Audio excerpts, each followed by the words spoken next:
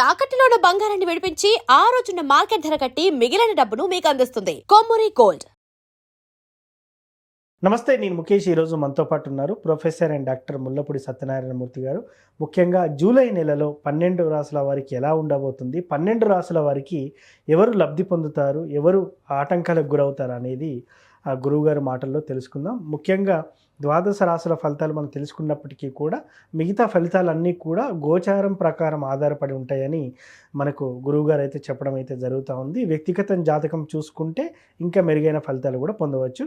ముఖ్యంగా ఈ 12 రాసుల వారికి ఎలా ఉండబోతుందో తెలుసుకుందాం. నమస్కారం గురువుగారు. నమస్కారం ముఖేష్ అంబానీ గారు. కర్కాటక రాశి వారికి జూలై నెలలో ఎలా ఉండబోతుందంటారు?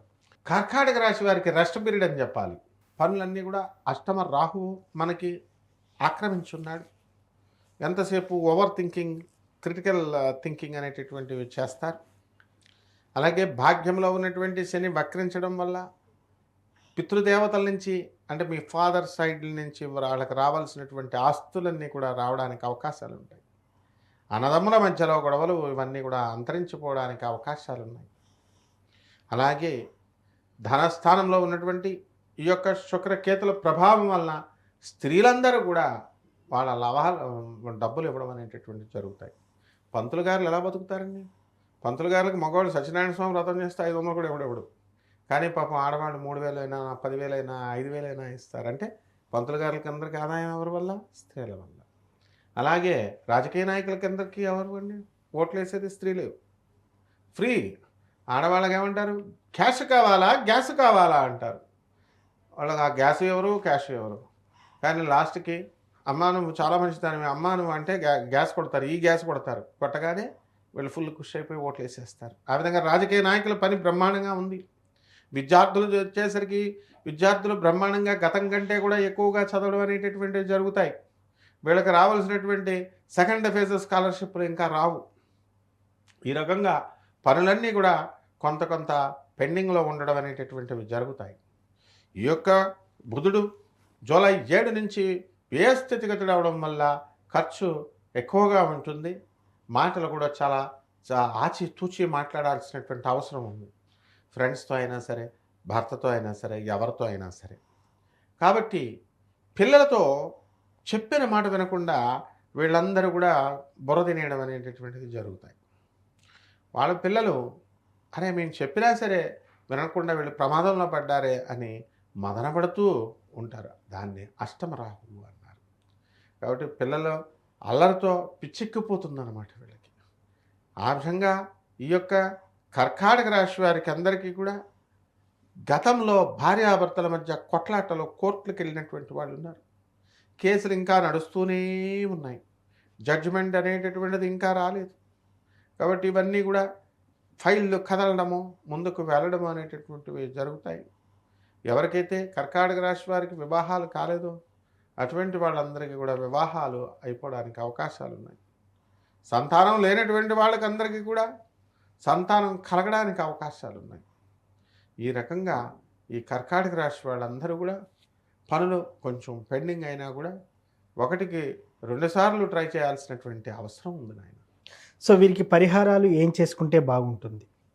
మనము ఈ మేషరాశి వారికి ఏలినాటి శని జరుగుతోంది కాబట్టి నల్లని వస్త్రాలను శనివారం నాడు ధరించడము, అలాగే చక్కగా శనీశ్వర మంత్రాన్ని జపించడము, శనీశ్వరుడికి అభిషేకం చేసుకోవడము, అలాగే ఈ యొక్క నల్లని వస్త్రాలతో శనికి అభిషేకం చేసినప్పుడు నల్ల నువ్వుల ఉండల్ని మనము శనీశ్వరుడికి ఇవ్వడము, నల్లని నేరేడు పండ్లు నైవేద్యం సమర్పించడము, నీలశంఖం పువ్వులు, నలుపు నీలం రంగు పుష్పాలతో శనీశ్వరుణ్ణి పూజించడము ఇది చాలా మంచి ఇది. కాబట్టి ఈ రాశి వారంతా కూడా ఆంజనేయ స్వామి వారికి కానీ, వెంకటేశ్వర స్వామి వారికి కానీ అనాదిగా వీళ్ళకి ఆ యొక్క పూజ అనేటటువంటిది శని దోషాలు పోవడానికి వస్తుంది. కాబట్టి ఎవరైతే ఈ యొక్క శని దోషాన్ని అనుభవిస్తున్నారో చాలామంది వీళ్ళు ఆ మాలలు, ఈ మాలలు, ఆ కుంకాలు, ఈ నవధాన్యాలతో పూజలు, లేకపోతే ఈ యొక్క నవమూలిక తైలాలు ఇలా రకరకాలుగా చెప్పుకుంటూ వస్తున్నారు. అవన్నీ కూడా అశాస్త్రీయమైనటువంటివి. ఒక్కటే ఏంటంటే డైరెక్ట్ అటాక్ శనీశ్వరుడికి మనము ఆ రోజు పూజ చేసుకోవాలి. శనివారం నాడు పూజ చేసుకోవాలి. జూలై నెలలో వచ్చేటటువంటి శని త్రయోదశులు ఏమైనా ఉంటే పూజ చేసుకోవాలి. లేదా ఆయనకు వరమిచ్చినటువంటి వెంకటేశ్వర స్వామికి కానీ ఆంజనేయ స్వామికి కానీ పూజ చేసుకోవాలి. శనీశ్వరుడికి వరమిచ్చాడు అందువల్ల. అలాగే తులసి చెట్టుకి నీళ్లు పోసుకోవడము, రావి చెట్టుకి నీళ్లు పోసుకుంటూ ఒక్క చెట్టు వీళ్ళని పెంచాలి. వీళ్ళ ఇంట్లో పెంచాలి, బయట అయినా సరే ఖాళీ ప్లేస్లో వేసి. ఈ యొక్క ఏలినాటి శని జరుగుతున్నప్పుడు ఎక్కువగా కట్టింగులు వేయించుకోరు. చాలామంది గడ్డాలు పెంచుకుంటారు, మాసిన వస్త్రాలు ధరిస్తారు, చిరిగిన వస్త్రాలు ధరిస్తారు. అలాంటివన్నీ కూడా వీళ్ళు వేయకుండా జాగ్రత్తలు తీసుకోవాల్సినటువంటి అవసరం ఉంది. అలాగే నీలాంజన సమాభాసం రవిపుత్రం యమాకృచం ఛాయా మార్తాండ సంభూతం, ఛాయా మార్తాండలకు పుట్టినటువంటి వాడు. తం నమామి శనేశ్వరం, ఈ యొక్క మంత్రాన్ని మనం శనేశ్వరుడికి జపం చేయాలి. అలాగే రావి చెట్టు నీడలో కూర్చొని వీళ్ళు శనీశ్వరుడి యొక్క ధ్యానం చేయాలి. రావి చెట్టు మొదల్లో వీళ్ళు అభిషేకం చేయడం కానీ, శివలింగాన్ని అక్కడ పెట్టుకొని శివుడికి ఓం నమః శివాయ అంటూ చేస్తారు, ప్రదక్షిణాలు చేస్తారు. ఏ సమయంలో చేయాలంటే ఉదయం 8 గంటలకు చేయాలి. రావి చెట్టుకి అందరూ ఒక చోటకే వెళ్తే కుదరదు కాబట్టి వీళ్ళింట్లోనే రావి చెట్టుని వేసుకొని ఉదయం 8 గంటల నుంచి వీళ్ళు కనుక ఈ యొక్క జపాన్ని కనుక ప్రదక్షిణాలు కనుక చేసినట్లయితే అద్భుతమైనటువంటి రిజల్ట్స్ రావడానికి అవకాశాలు ఉంటాయి నాయన. అలాగే నల్లని బొట్టు పెట్టుకోవాలి. నల్లని బొట్టు పెట్టుకుంటే మంత్రగాళ్ళు అనుకుంటారని భయపడతారు. మంత్రగాళ్ళు లేరు, అసలు తంత్రగాళ్ళు లేరు. కాబట్టి శనీశ్వరుడే పెద్ద మంత్రగాడు.